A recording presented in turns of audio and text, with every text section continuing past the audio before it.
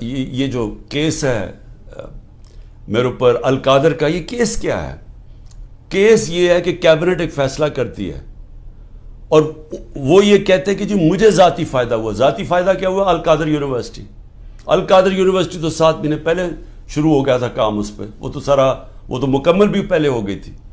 تو مجھے کیسے اس کیبنٹ کے فیصلے سے فائدہ ہوا ہے، اور القادر یونیورسٹی سے مجھے کیسے فائدہ ہوا ذاتی طور پہ؟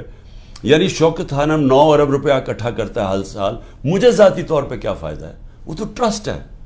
اور اسی طرح کبھی کسی نے یہ نہیں پوچھا کہ جو انگلینڈ کے اندر جو این سی اے کی ڈیل تھی ملک ریاض کی، جو 190 ملین پاؤنڈ آیا تھا یہاں ملک ریاض کا، کسی نے نہیں پوچھا کہ اس کے اندر سے 18 ارب تو اس نے دیا تھا حسن نواز کو اس کا گھر خریدنے کے لیے۔